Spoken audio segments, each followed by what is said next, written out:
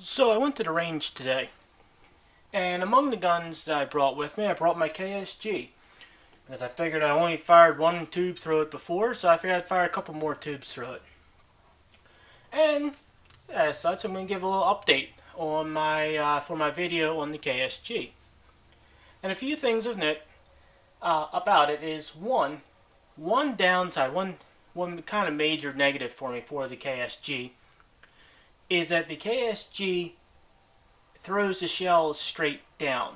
And I found that holding the gun in a comfortable manner ended up resulting in the shells slamming straight down onto my arm.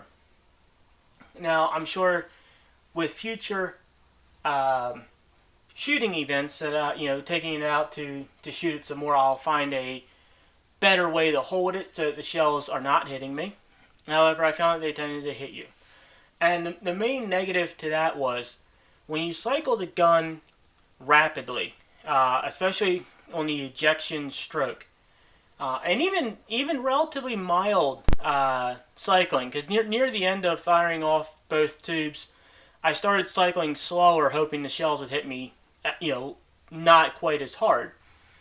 And I found that they still did, and it actually started getting somewhat painful for the shells smacking into your arm. Now, this isn't so much an issue for the gun's intended use, which is self-defense, in which case you're probably so hyped up on adrenaline at this point anyway that you're really not noticing the shells hitting your arm, and you probably, if you fire at all, are firing one or two shots.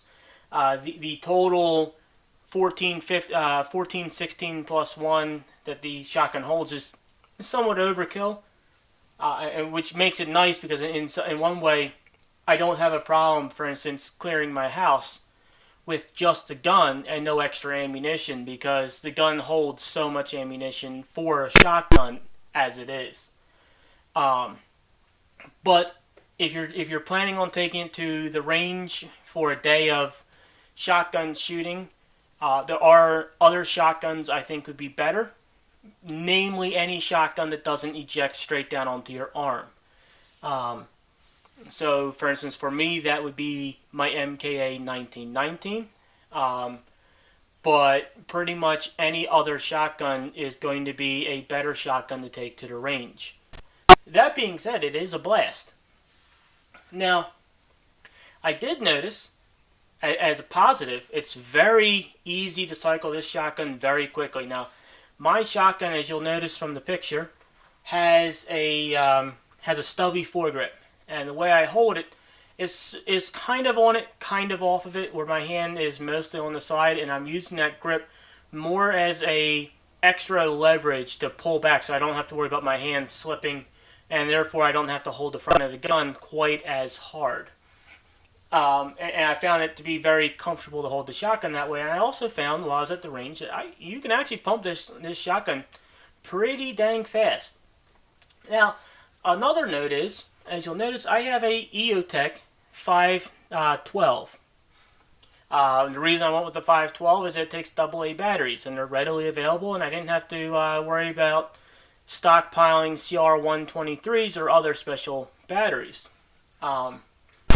And one of the positives to the Kel-Tec I found was the 65 MOA circle at my hallway distances.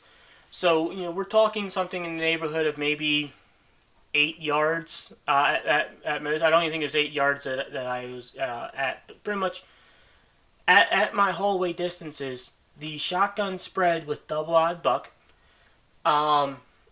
is exactly the same as the size of that reticule.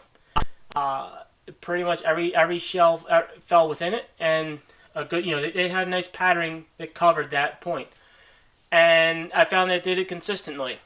So it allowed me to acquire and fire on targets much faster than if I'm just trying to get a dot onto the target, because I got this great big circle to look at, and as soon as that circle starts to get lined up, I just pull the trigger, and some of the pellets are going to hit inside the target area that I want to hit. And if I wait just a fraction of a second longer for the whole circle to get onto the target, every pellet's going to hit on that target.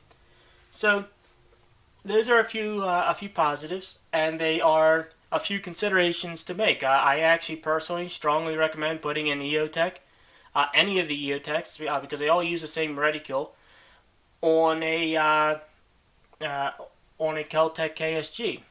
Now, I'm not entirely sure how the spread's going to be on my MKA versus the EOTech, but since I don't have an EOTech on it and it's not my main home defense shotgun, I'm not as worried about that. But at least for my KSG, an EOTech is an absolute winner for me.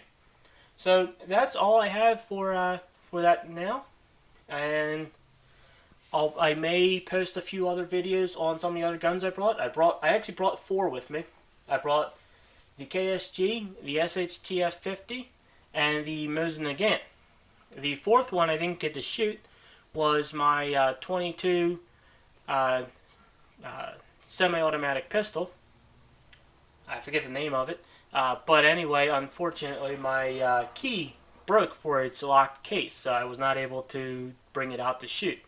You know, I brought it with me. And the funny thing is that was the main gun I was bringing out to shoot today.